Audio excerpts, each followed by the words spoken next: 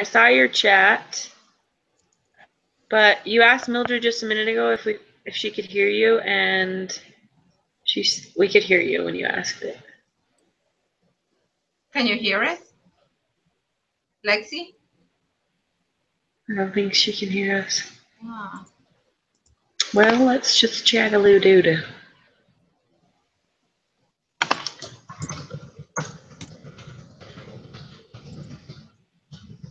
Looks like she's frozen. No, Oh, she's moving on no. me. Yeah. Yeah.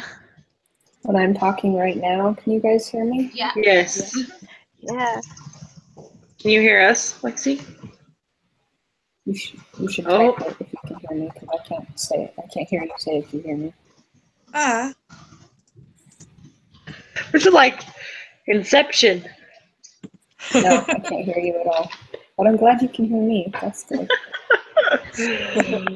Cool. So weird. How good are you at reading lips? Yes. Maybe I should exit the call and you could resend me an invitation. Yeah, terrible. The worst at it. Yeah. Okay, she's gonna leave and I'm gonna re-invite her.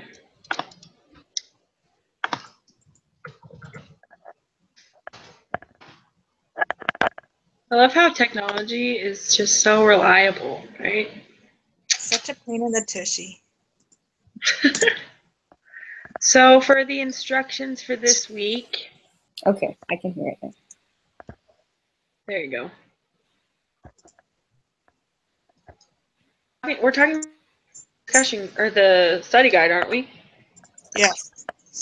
Our assignment for the discussion board or the group study group. Mm-hmm. Yeah. It was me Cool. this week. So it's good that I can hear you. It'll be hard.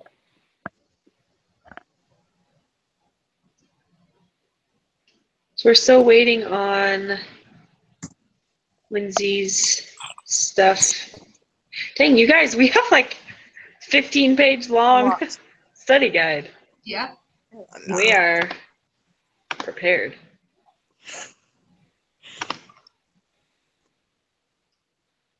Does anybody want to ask any questions? I just want to say thanks for helping me understand last week's content because I was like, I don't get any of this. And after our group meeting, I went back and reread some stuff and I was like, okay, it like really helped me. So it was good. And then I thought it was interesting reading the Goldenberg, like the family system theory. That was very interesting how it broke down like the structure even theory.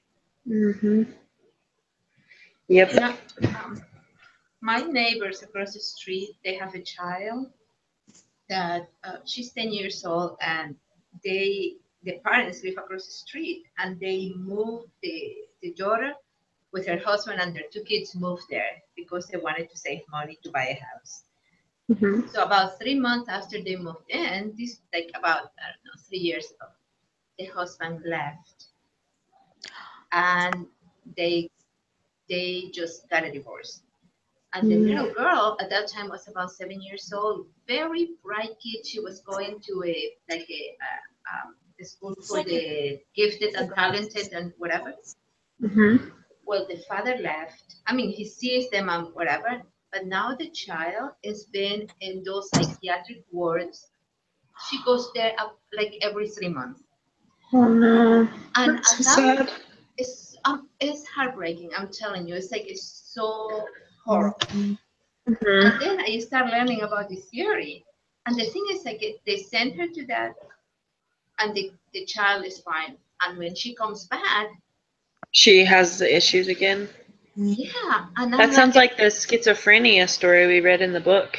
Yeah, and the thing is, like, the mom is a little bit out there too because it's just so sad. So my husband was telling me that the grandfather have told my husband, "Oh, guess what?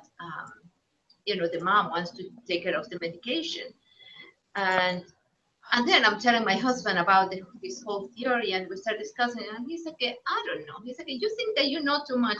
I'm like, "It's not that I think not too much." I said, "But it's just, and I start thinking about the identified patient, and Yeah, the locus of pathological issue or whatever. yeah, and I'm like, you know what? Everybody point their finger on that child, but she Yeah. is just acting that way. Is because it's the family environment. It's the way they treat her.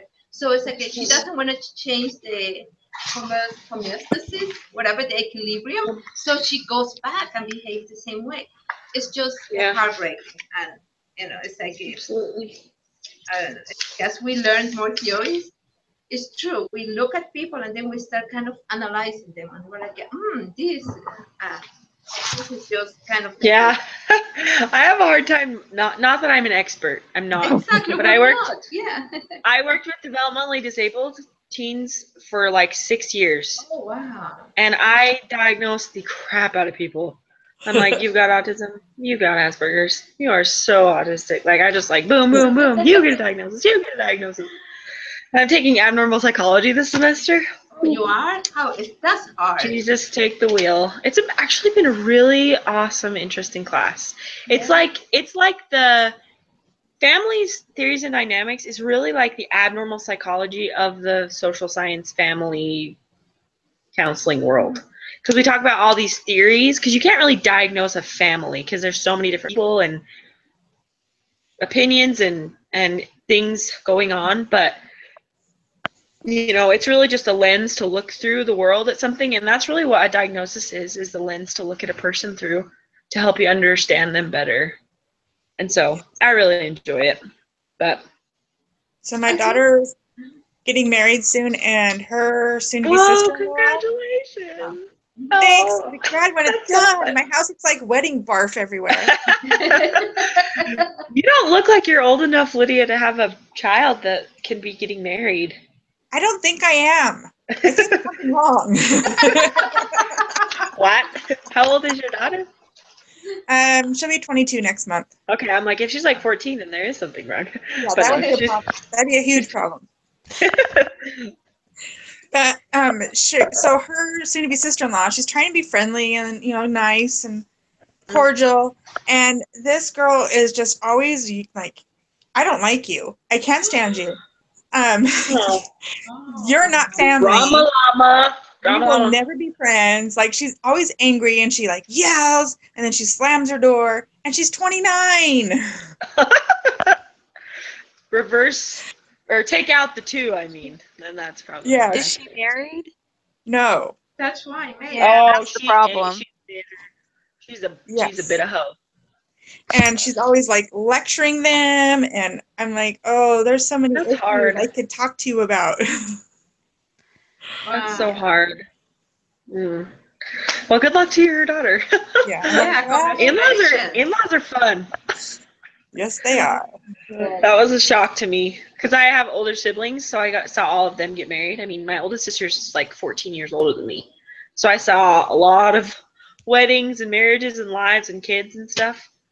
And you just don't know until you know. And once I got married, I was like, oh, this is what everybody's been talking about all the time. I have great in-laws, wonderful in-laws, but the transition is just hard. It's just a difficult thing to Well, my integrate in-laws- yourself into a new family. My in-laws live very far away, and we see them like bankruptcy every 7 years. I was married 6 months when my mother-in-law moved in with us. Oh boy. Yes. But You she are- is officially moving out You are very in Christ-like. 3 days. So, Did she move in with you because she couldn't live on her own? Was she sick or something? well, she had been living with her daughter, and her daughter's got an autistic. She's like on the autistic spectrum, and Okay. she's in a master's program. And my husband's mom, has some dementia, but she like won't admit it. But anyways, so we took her in, and thinking that like it's been a lot of drama, guys, but thinking that in a year when his sister would be done with her master's program, that she would move back in, because like we're just starting our family, and like his sister has like always lived with his mom. Like there was only a time. There's like 2 years, I think, that she didn't, and that's when she got knocked up by this guy. Anyways, that's besides the point. But so like she pretty much always lived with her mom. So we kind of like, or at least I feel this way. My husband does too. Let's be real. But it's like I'm like I don't want like her to be living with us. Because she's only 70, okay? She could still live another 20 years. I don't want to be raising my kids with my mother-in-law living with me. Anyway, Yeah. but I now, mean, you're newlywed also. You can't. You have to You need some space. build your marriage. seriously, Yeah. seriously. So it turns out his sister never really planned on taking her back. So now she's going to his brother's, where he's, been married and they have all their kids and That they is have her a lot of retirement kids. But, plan. She just plans on just moving around. yep. It's a little taste of everybody. It's like a buffet for family. So is she That's still it with for you, me. Elizabeth? Is she still with you? She leaves in 3 days. So it's a big weekend for I you know. too. Lexi, what are you doing this weekend? Yeah. I know. I did my big thing. I taught my class. Oh, your practicum. Excellent. How did it How go? did it go? I had 9 teenagers show up. Oh, cool. Wow. Did they talk to each other or you? They did. They Wow. didn't just stare at you? Yay! They didn't just stare. Teenagers crack me up. I feel like we should start a zoo, and they Well- should be the main attraction. What were you teaching again? What was your topic that you picked? I was teaching a dating practicum or dating workshop. Okay. Dating what? I'm sorry, say that again. Dating workshop. Oh, dating workshop. Okay. That's Wow. cool. And how many hours did you teach? 2 or 4? 2 hours. How? 2. But so you have to do another 2 more, right? Mhm. Wow. It'll be next Saturday. Woo! Oh, Party. wow. That's crazy. Mildred, what are you doing this weekend? Oh, okay. Yeah, another wedding actually, but I'm just gonna go to the ceremony. They're gonna be doing like exchange of, like a ring ceremony there, and because she's from Idaho actually. Oh, So, good place. I hear people there are really nice. Yeah. Well, so they're doing the ring ceremony at church, and then they're going to Idaho to do the temple wedding. So, Oh, yeah. I didn't know you could do a ring ceremony before the temple. I thought you had to get married in the temple first. I don't No, you know. do it anytime you want. Yeah. Yeah. Because he's Anytime. from New York and she's from Idaho. So, so I don't think that they want Was to. she raised on a farm? I don't know. But I bet she was. But he's Throw a moving rock there Odds are now. high. He's moving there. I think that maybe, I don't know. That cracks me up. My husband's from Chicago, and I'm from Idaho. I was raised on a farm. And like 6 or 7 months after we were married, my family had the annual vetting and castrating party of our 100 head of cattle. And when you castrate a cow, in the olden days, you had to just like do it the hard way and get in there. But now they make this cool little machine. It kind of looks like a glue gun. It's got like a long silver spout, and then it has like a thick handle that you squeeze. Oh. And there's tiny little green rings. We call them Cheerios because It's they're like the shape of a ringworms. Cheerio. Yeah, Ringworms. and you stretch it and you flip it and you drop it, and then it just slowly over a few days sloughs off the testicles. And my husband got to be the Cheerio placer in our annual vetting and castrating party. Like 6 months after we got married, and That's a cool trick. yeah, he grew up in Chicago, so it was super cool. He was like, I knew I made the right choice. I'm like, I hope you knew. It was 6 months into our marriage. Too late to go back. But why do they castrate the cow? Why? They don't mean. Because bulls are mean. You only want like 1 or 2 bulls in your herd, because bulls are mean. Just like you want only 1 rooster in your coop, because roosters fight against each other, bulls will fight each other. So if you castrate them, then they're still good cow. You can still raise them for meat, and they have muscle, and they're still worth something. But You just don't want them to be there. You only want 1 or 2 bulls because you want babies. Yeah, well, that's what I was thinking. Like, Oh, 1 bull or 2 bulls can do the trick. 2 is more They're than enough. man enough for the whole group. See, we put Cheerios on our sheep. Their tail, they're born with long tails. Yeah. So we put it on there to shorten their tail. Oh, well, see, that's a much nicer reason. We take their manhood away from them. So. Oh my goodness. so the mom Okay. or the cow food. Yeah, their cow maleness. See, and that fits right into systems. There's a system right there. That is a system. They have That's a rules system. about how many men can be there. Speaking of which, though, like legit, one of my favorite things of systems theory is how rules result from redundancy principle and are critical in defining family. So there are specific rules that we have, but I love the idea that there are like undiscussed rules in a family. Like in my family, yeah, exactly. In my family, my dad always sat at the head of the table and he always asked somebody to pray. And my mom always in my family, she always opened the first Christmas present, like on Christmas morning.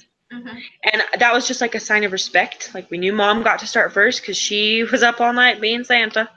And, you know, she just got to, but then my dad got to sit at the head of the table because he was like the presider of our home and he asked somebody to pray because he was the spiritual, you know, the head of the household. And so those were strong rules. And like as my brothers aged, I could see kind of how the tension between my dad and my brothers kind of formed because of this like whole stuff. Not that my brothers wanted to be alpha male of my family because they have gone and made their own families, but like the challenge of authority. And I remember like one time my brother sat in my dad's spot at the dinner table, just like jokingly. And we were all like, "Oh, you're gonna get in trouble," you know. And my dad was like, "What are you doing in my seat?" And my brother was like, "Who says it's your seat? You know, it's not. I don't see your name on it, you know." And my dad was like, "Get out of my seat, boy," you know. It was like a big issue in my family, and you know, now my dad and my brothers are like best friends. They have a great relationship, and like my brothers call my dad and get his advice on everything, but. That was just, as I was reading the chapter, I was like, oh my gosh, this is real. This happened in my family, you know? It is, yeah. Actually, I was surprised about the unspoken rules. Because those are really the strongest ones. It's like just the children and we know and everybody knows how things are supposed to be, but nobody said it. Exactly. It's like, yeah, all you have to do to find out what those are is invite somebody over. And don't say anything else, just invite them over. Yes, and then they're like, why does your family do this? On YouTube. yeah. Everyone's like, ah! Oh, shoot, that's funny. I bet that's funnier as you have kids and more of their friends come to the house and there's more mirrors, you know? Because, like, as newlywed couples, like, we have friends over, like, every once in a while, but like most of the time it's just my husband and I. So after I read this chapter, I was like, what rules do we have in our house? Like trying to do all this investigative. Are our rules good? Are they productive? Are we going to turn into crazy people, you know? Like diagnosing myself, you guys. It's stressful. Most often the covert rules are the dysfunctional rules, like the rules that nobody talks about. Yes, don't remind me, please. Lexi's like, just remember. Yeah, you're keeping me humble, Lexi. You worried about the covert rules. Yep, true story. I also love the. Oh, sorry. Go ahead, Lydia. I was gonna say there are times when I'm doing something and my kids will inform me that I'm doing it wrong. I'm like, I didn't even know that was a rule. Okay. Oh yeah. Okay. So it's like this rule in my family that you fold your towels a very certain way. Oh, like we're not one of those families that just throws the towels in the cupboard. We learned there was a towel folding teaching as a child. There's a system, yeah. Yes, and my dad knows it, my mom knows it, my sisters know it, my brothers know it. When I got married, my husband didn't know how to fold towels, and I about murdered the man. I was like, "What are you doing? What are we? We're not slobs. We have dignity in this household." And he's like, "What are you talking about?" And I'm like, "Let me show you what I'm talking about." So I taught my husband how to fold our towels, and he now folds our towels the same way. And I clean for this guy, and I fold his towels that way, and he has a big house, and so I'll find towels in other bathrooms. He has like 5 bathrooms, and Oh, wow. they're not folded the way I want them. I will take them out and I will fold them the correct way because that's just the rule. That's what you do. When I was I telling my do. husband that, he was like, yes, 100% yes. That is a weird rule that your family has. Yes. I was like, oh, sorry. I didn't I realize don't know that. if it's like a rule, but here in my house, they know also how I like the towels to be folded. Hmm. And if they fold them in a different one, I'm like, what is this? I'm I like, think it's a no. rule. It's a Yeah, vital rule. It's the backbone of the family. but it's not an Towels are spoken rule. It's like I don't know. They just know. I'm like, and if they don't do it that way, I'm like, you know what? Just You give leave them the it there evil if you're eye. not gonna do it. Yeah. Yep. If you're not going to do it, I'll do it. I'll do it. Another thing that I really loved from the book, I feel like this chapter was just really good. I really Was liked it. amazing. I loved it. Yes. I really liked we kind of mentioned it earlier with your story, Mildred, but I love the wording that um the identified patient is they are showing symptoms of the family dysfunction. I don't know why the word symptom was so strong for me, because when I think of symptoms, I think of like, oh, you have a cold, so you have a runny nose and you're coughing. Those are very prominent, recognizable symptoms. If you don't feel good, somebody can say, oh, you don't feel good. There's not any of this like whispering, like, oh, how do we tell them they have a cold? What do we say to them? How do they know? And in families, we do that. Like Mildred, your neighbor, you're like, I don't think you're walking up to them being like, you're a dysfunctional family and that's why your child's in a psychiatric unit. We don't say that to people because it's like taboo. Yeah. But it's so funny because symptoms in other areas, like physical sciences, like my husband is a biology major and he is doing a project right now where he's analyzing microbial stuff. I don't know. That's about as fancy as I get is microbial. But he looks at it under a microscope. Yeah. And he analyzes like the changes, and he's looking for a specific set of changes, and he's going to document them, and he's going to present on it. And so for him, symptoms are the reason that he knows like exactly what's going on.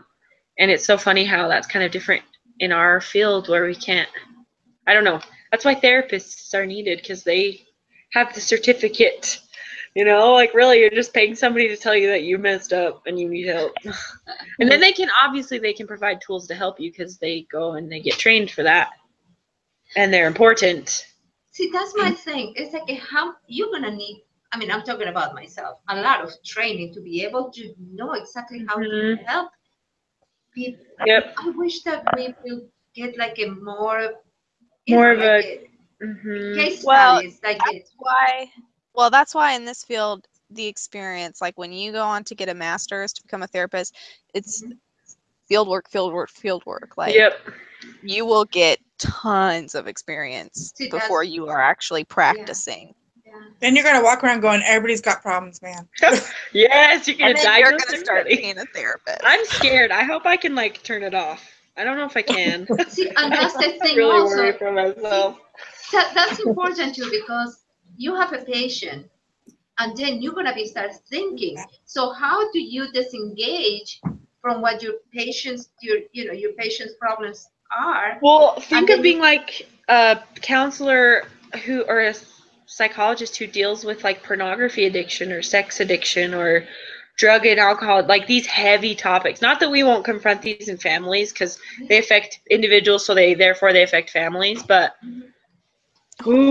like if I had to counsel people on pornography addiction, or one of my friends, her husband counsels people who have had trouble with sex offending behavior. He goes to prisons and helps them, and I'm like, how does he do it? Like he has so much so much love for them. He uses the atonement. He views them, he's constantly learning about and studying Christ, because that's like my friend says that's the only way he can do his job, because he's confronted with such symptoms of the adversary all day long, every day. And he's like, that's the only way I can function, I mean, I think that the way that I could be able to help people is just before a meeting, like I will truly pray hard to be able to be inspired how to help them. Because I don't think that just I don't know. like just by myself with whatever knowledge that I could be able to acquire, be able to help someone. I think that I would Mhm. be I think the hardest part, having the help. we all have to get through with this is to, like, the whole, like Heather talking about the fully open and fully closed. I think you have to know when to be closed, when to be open, and to just look at everything as one thing at a time. Like, I'm here right with this right now, and then when I walk away from it, I need to, move on from there. Yeah. I can't Exactly. Like hold you it. have to leave it there. And I don't want Yeah. to be sexist or anything, but I feel like men are better at that because they can compartmentalize more than I feel women can. I mean, Yes. that's exactly the point. How do you learn to really compartmentalize something? We should Like ask a Brother trauma. Brad that. Yeah. Yoo-hoo, in-house counselor, help us out. Yeah. How do you do that? Because otherwise, we're gonna need help. Jesus, take the wheel. Part of it is because, like what you were saying about genders, part of it is guys are much more logical Yes, Analytical. we're way more based, emotional. whereas Oh, come women on. They are can more only do emotional. one thing at a time, and they're very good at forgetting. So you just that's so true. So you just have to practice. I would say practice just Practice. Yeah. doing things logically and just kind of not. I really like this one statement. No family passes through life cycle transitions unscathed. Yes, that was a good one. I was like, Good. there it is. I feel like Mormons need to like plaster that on their walls, at least here in Mormonville, the Mormon belt of Idaho and Utah and Arizona, where everybody is Pinteresting and makes casseroles and packs their kids with healthy, balanced diets and never eats Doritos. And goes to bed by 9 every night and says their prayers. Nobody watches pornography. Nobody struggles with buying lottery tickets. Like I feel like people just need to like quit Except the Utah, casserole judgment and just get has like down to the viewings of yeah. pornography. I know, right? It's like this. Utah is the worst, but Idaho is a close contender. Let me tell you. But yeah, I agree. No family passes unscathed. We all have to go through our Abrahamic moments where we gotta do really hard stuff. Hey, we all have to go to the land of good enough. Exactly. We have to come to that point But where we're like, that's what the atonement's for, though. We have weaknesses so absolutely. that we come unto Christ. Jesus loves us all. I think that what happened is that we always try to be better, and sometimes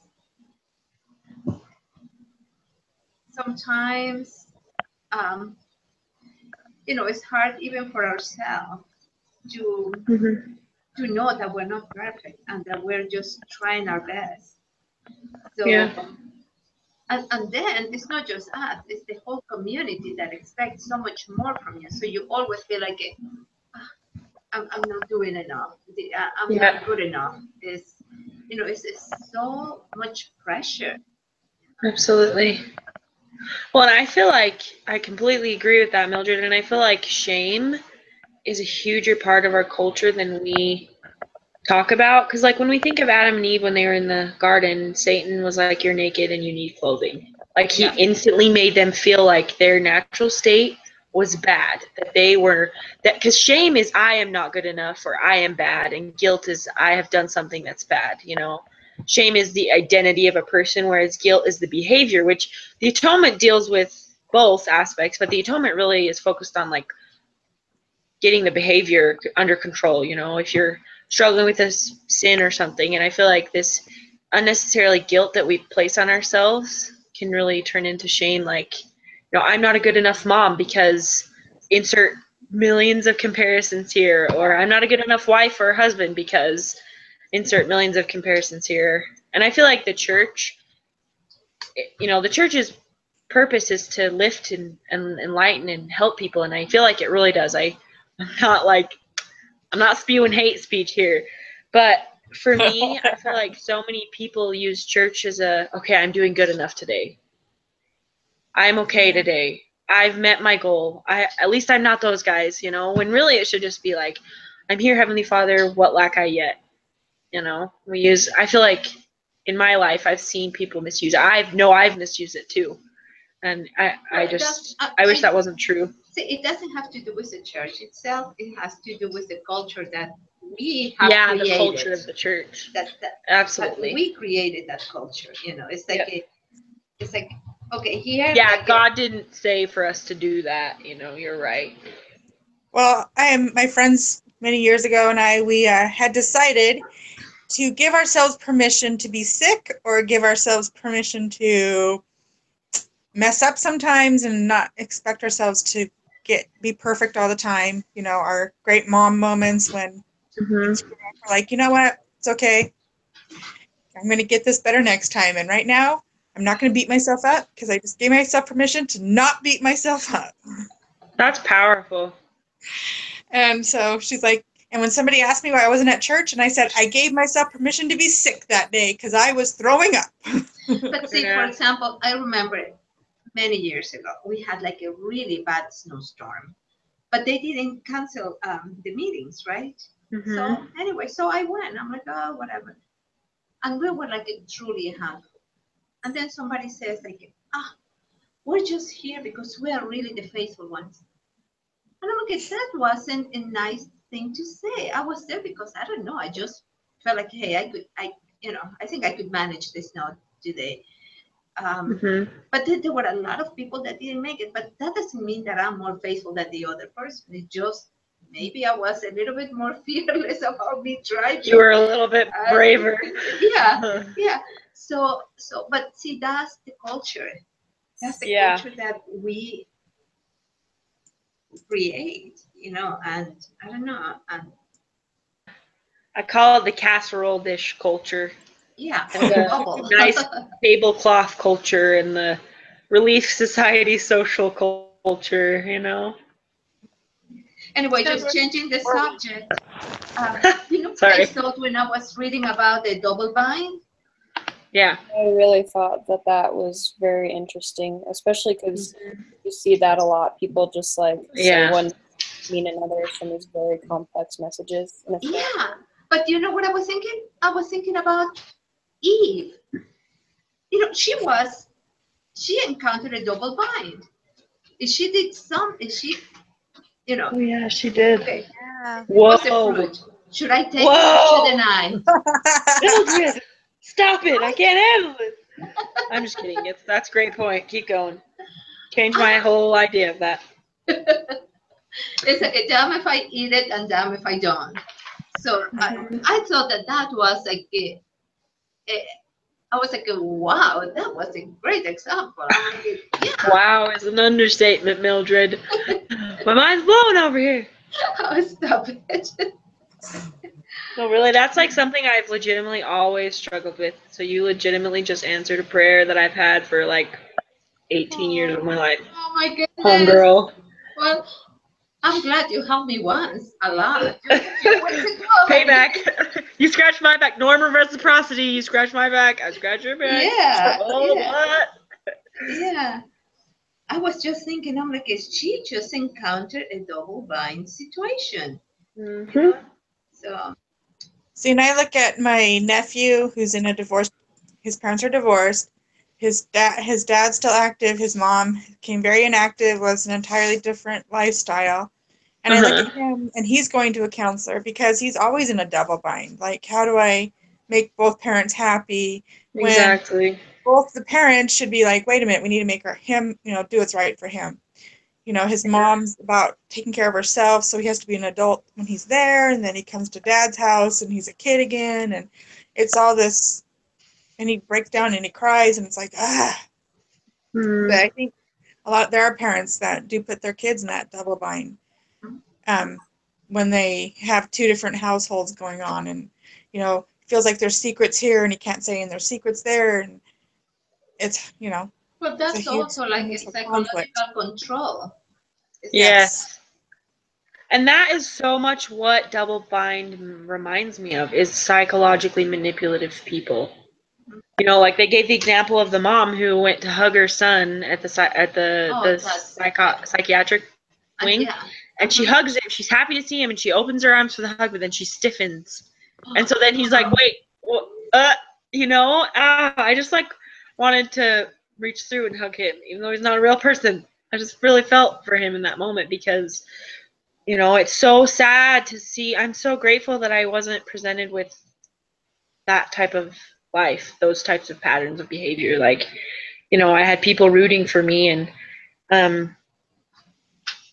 feel like a lot of things happen in the world because people do that. And I also love this idea in family systems theory that it is not a way to place blame. Uh-huh. Because in the book it said, we could look back in generations and see this was happening long ago, even before your parent taught you to do it or was doing it to you. Yep. And that was powerful too, because it was like, this is not a way to place blame. This is simply a way to explain behaviors and hopefully make corrections. Yeah. Mm-hmm. Just to make the change now, to stop waiting and stop blaming, but to say, how can we make this better now? Mm-hmm. Yep. Well, blame just opens up wounds. It doesn't actually do anything. Mm-hmm. It just perpetrates the problem. Yep. For sure. Well, actually, Elizabeth, I think that you are on a double bind situation too, with your mother-in-law. Mm-hmm. Yeah. Yeah. I'm just gonna double blind the crap out of life tomorrow. Yeah. No, you're gonna use some feedback loops. Positive or negative? Only works if we keep in mind that causality is circular, which was another great thing because I realized how linear I am in my thinking, and then God is totally not linear. Like, time is not the same for him as it is for us. So we're just little chickens with our heads cut off running around trying to make sense of this world. Yeah. Just so silly. I know time is important. Let's do it again. That's circular. But a bad circular. Yep. So are there any questions about the study guide? So chapter or lesson, it's from lesson 4, I think, right? Yes. It's chapter 5 in the book. It's lesson 10. On? Yeah, this chapter was chapter 5, yeah. But the test will be over lesson 5 through 11, I think. Don't quote me. Oh. Where does it say it? I think It says it on the Wait, no. study group business one. Lesson 7. Lesson 7? What? We took a test. Our first test was up to lesson 7. Yeah, well, our first test was in lesson 6. So yeah, so then starting from lesson 7 okay. to 11. Lesson 6. So next week's 11. So it's for Yeah, and that's when we take the test. Mm-hmm. Cool beans. So do we have any questions? We went over basics. Did y'all see where it talked about? I haven't totally completed. I'm still reading the Goldenberg, and I haven't watched the videos yet. But have y'all seen where it talked about first order and second order change? Yeah. Yes. Let me pull up the article so I can. Because I didn't see it in the book. No, it wasn't in the book. Usually the articles are supplementary.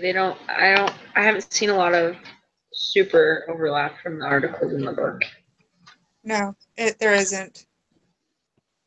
Well, there has been, because the Goldenberg has talked about feedback and homeostasis. And it briefly, in the book, talks briefly about Goldenberg, and so it goes into more depth in the article. Okay. About how that worked and why, and how they've changed. Okay, so the article is where it talks about first order and second order change. Yes. Okay. Eco maps. I was trying to fill in some of those. And subsystems. You know what? I was sad that the second part of the video, he cut in the middle. He didn't finish. I was like, And it was like an important person. I'm like, oh. And I went back and I'm like, maybe there is another video. And no, that's it. Let's see. I saw that first order and second order. I can't find it now. Yeah, I read it too. Yeah.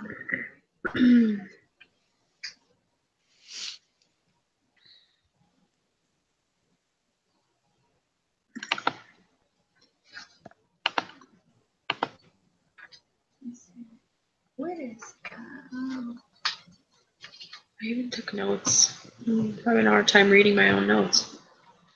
Could have been because I read it at like 4 a.m. You know. Why would you say that?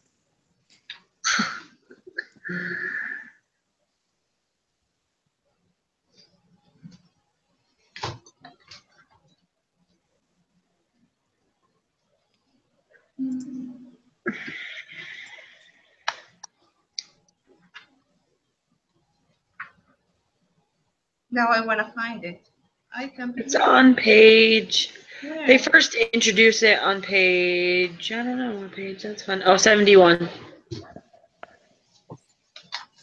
Says most family therapists acknowledge a theoretical debt to general systems theory, freely, if somewhat loosely, borrowing such concepts as homeostasis to describe how a family sustains itself by exchanging information with its environment. At the same time, many therapists believe that such first-order cybernetic concepts as recursive sequences and circular causality help clarify the interconnectedness of members as participants in self-corrective feedback loops, and that help the large whole, the family system, maintain a balance or steady state. What page is that? I'm sorry. 71. So, well, maybe technically 72, because it says right here on the bottom, 72, chapter 4. It's like the Oh, it's okay, right under got it. systems theory. Yeah. Yeah, this one.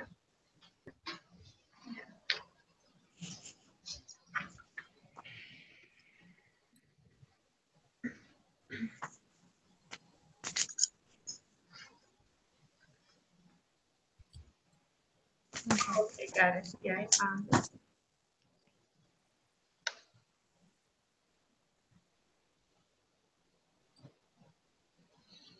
So it looks like the second one, the therapist is advocating for more of an observative part in the system, like in the system rather than looking from the outside, like rather than a third party observer. Diagnosing and intervening.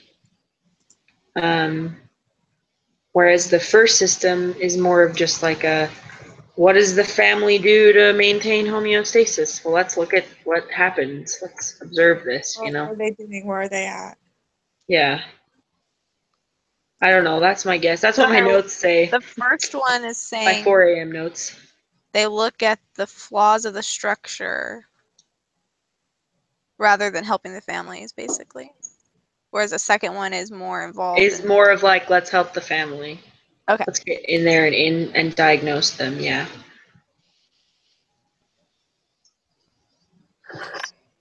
Okay, cool. Cybernetics. What is I have that written next to my notes. What does cybernetics mean? I wrote it down too because I'm gonna Google it. That. Oh, it's the science of communications and automatic control systems in both machines and living things. So if you're a cybernetic, then you are a scientist of communications and automatic control systems. Okay, so what I have here is the study of control. It is the study of self-correcting or self-reflecting mechanism. Okay, yeah, that works too. That sounds. Yeah, families are self-reflective. They reflect on themselves. They self-reflect on themselves. Mm-hmm. Yep.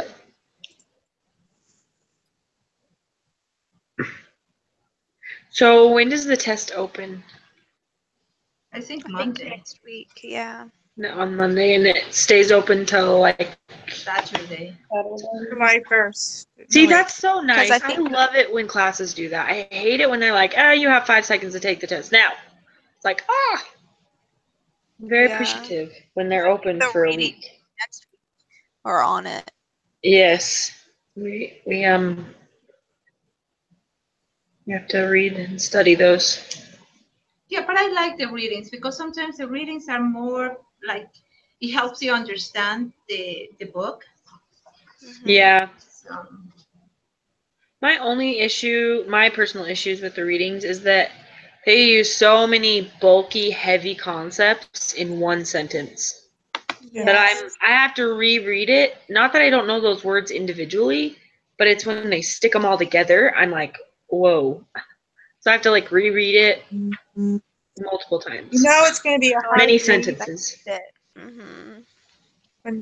Yeah. when the teacher begins it with, I know this is a heavy read. I'm like, oh gosh.